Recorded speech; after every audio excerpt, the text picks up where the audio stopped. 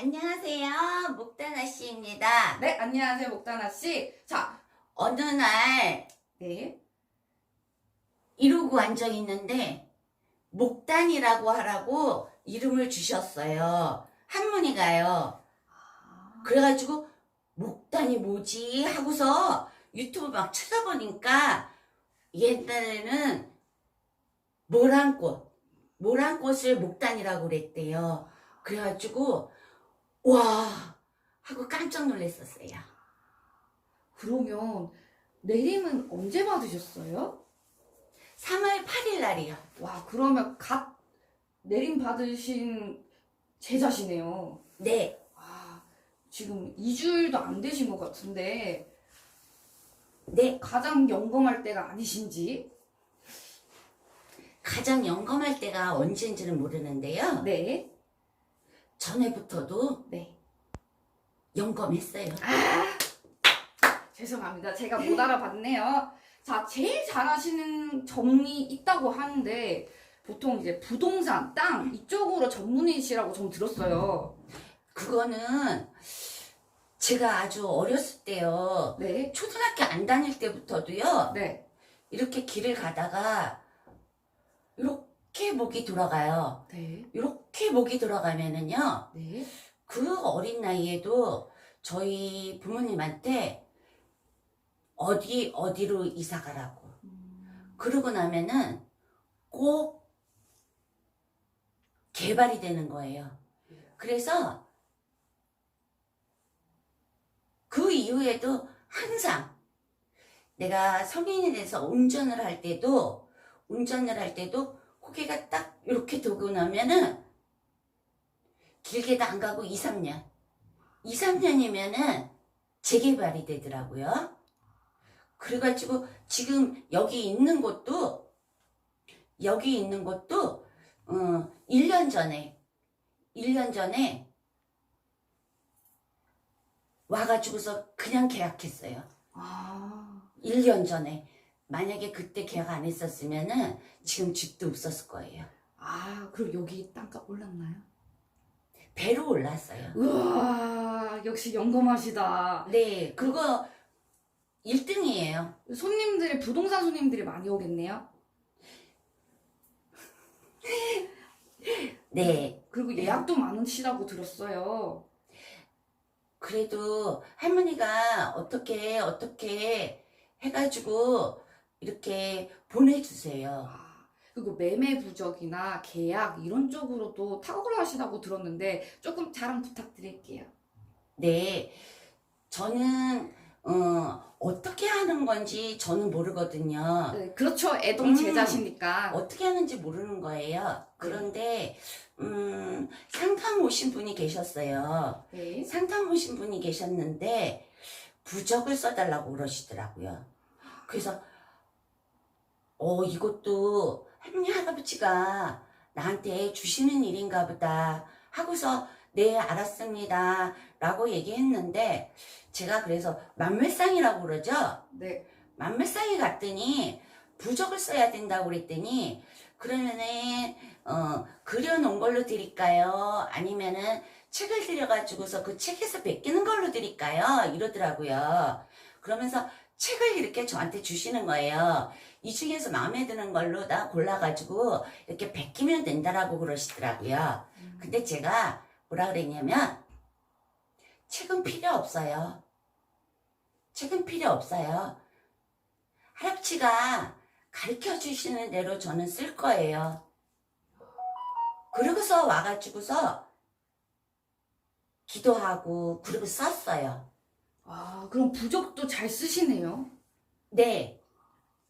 그리고 그러면 이제 문서, 부적, 매매 이런 쪽으로 전문적으로 이제 상담을 많이 하시고 계시고 있고, 네. 그것 말고도 이제 사주, 육효 이런 자격증 말씀을 해주시면 감사할게요.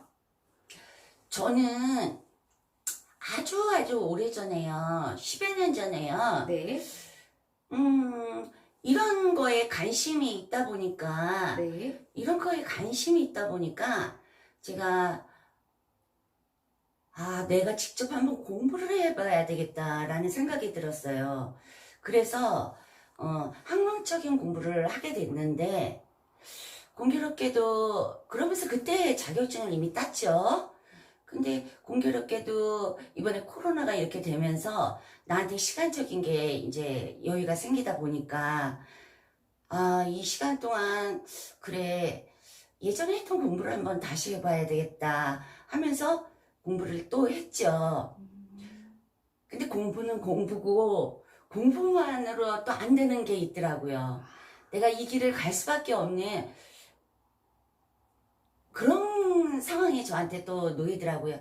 근데 다행스럽게도 그래서 내가 그래도 이렇게 우리 신령님을 모셨는데 학문적인 것에만 의지해서 내가 만약에 점사를 본다라면 그거는 안 되는 일이다라는 게 제 첫 번째고요. 그래서 일단 손님이 오시면은요, 이 자리에 앉으면 저는 생년월일이나 이름 같은 거 어디 사는지 그걸 물어보지는 않아요. 오로지 할머니가 전달해 주시는 말씀, 할머니께서 해주시는 말씀이 첫 번째라고 생각하고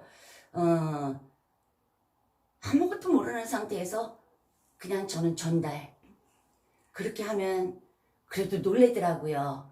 그렇게 하면 상담자 하시는 분들이 놀래시면서 근데 그렇게 이제 할머니 점사가 줄줄줄줄줄줄줄줄줄줄 이렇지는 않으시더라고요. 또 다른 또 세계가 있는지 저는 모르겠지만 지금까지 제가 알고 있는 거는 그렇지는 않으시더라고요. 근데 이 어려운 상황 속에서 분명히 오신 분이고 그러다 보니까 어떻게 하면 이거를 내가 좀 더 해결해내가고 더 조심해야 될 게 있나 찾는 걸로다 또 제가 공부한 거 또 가미해서 또 찾아봐. 그때는 제가 이제 생년월일을 물어보죠. 그러면 처음에는 신점으로 순수하게 신령님 이야기들을 먼저 그럼요. 말씀해드리고 이제 그동안 해왔던 사주, 육효, 철학, 이름짓기, 타로 다양한 자격증과 함께 점사도 봐주시고 계시는 거네요? 그렇죠. 근데 할머니를 우선으로 해서 보는 것만큼은 그렇죠.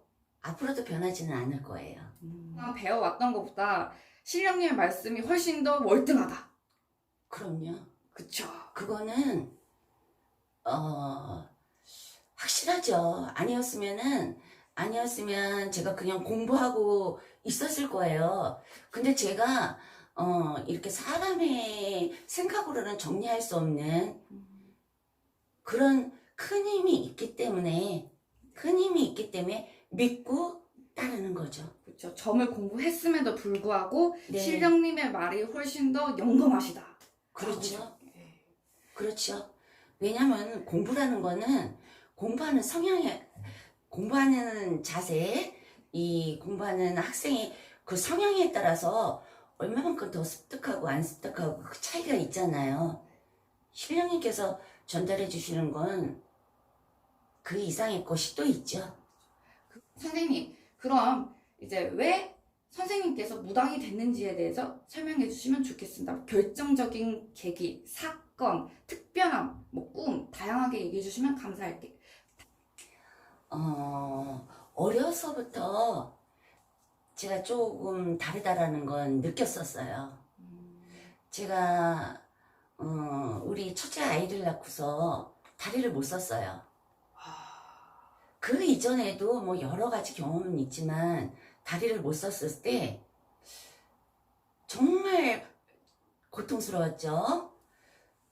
일은 해야지 됐었고 그 아픈 일을 하면서 그 아픈 다리를 남들한테 티 안 나게 또 해야지 되는 상황도 있었고 근데 하루는 꿈을 꾸는데 할머니가 제가 자고 있는 제 머리맡에 앉으셔서 지금 할머니가 나오니까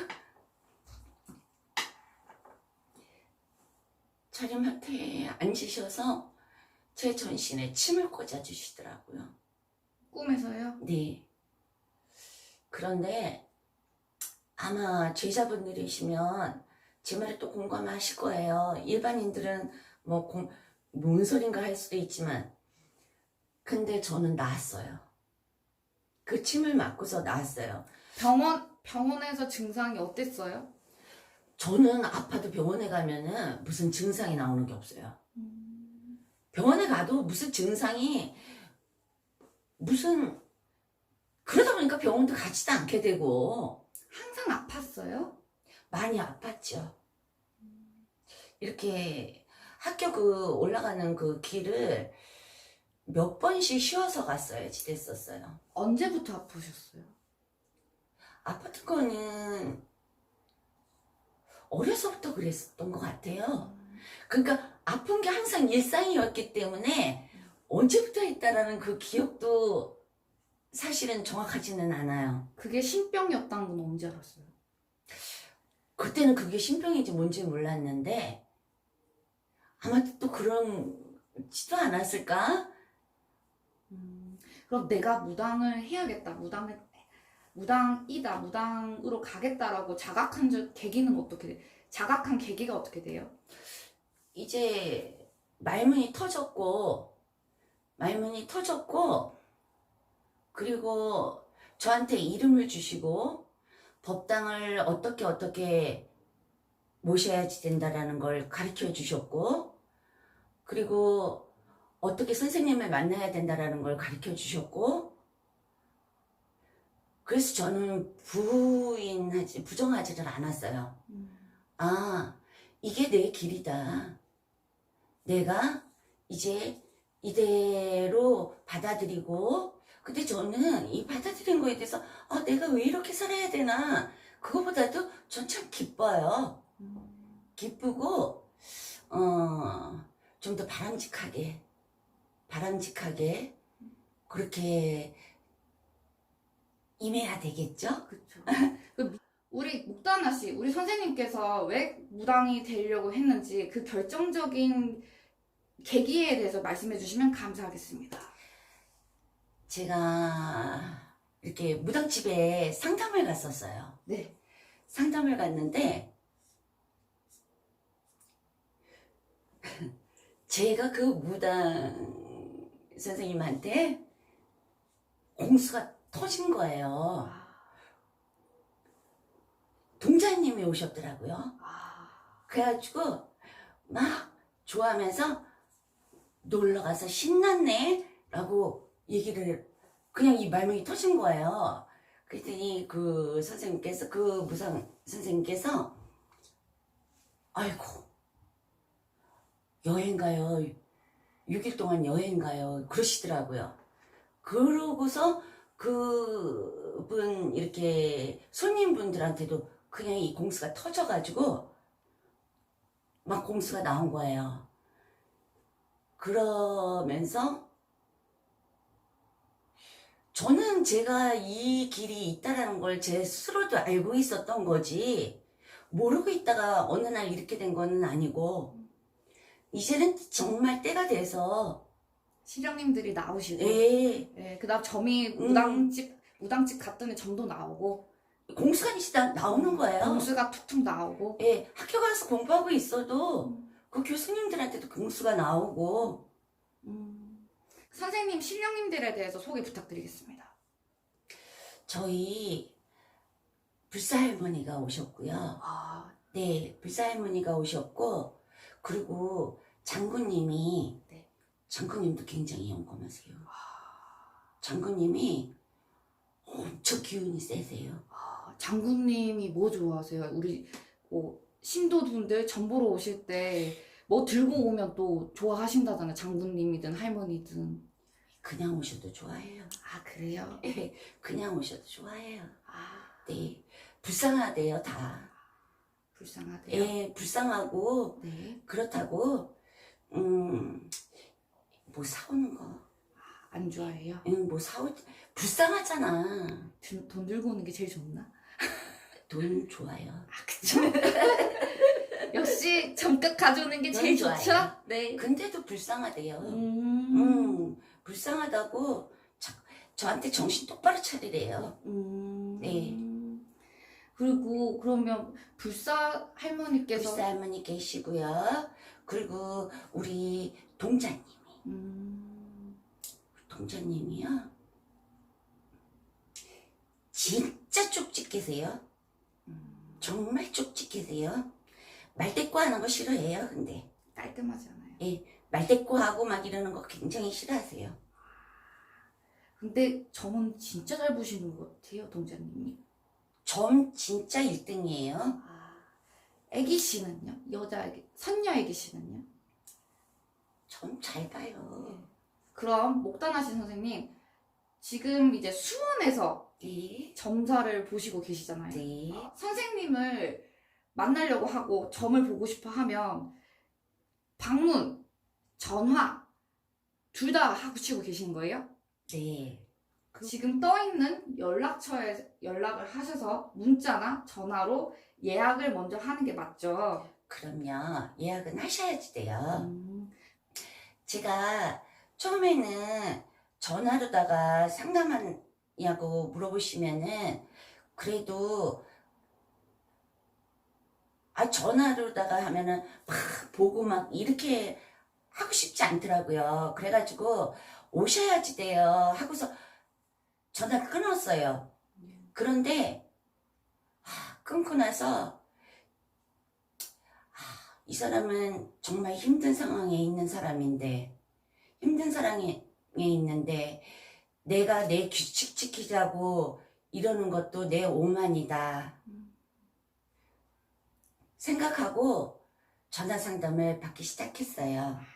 네, 꼭 사전에 미리 날짜, 시간 함께 조율하고요. 네, 많은 전화 부탁드립니다. 네, 많은 전화 부탁드립니다. 더 하늘맞이 TV와 함께 해요. 네, 감사합니다. 네, 안녕.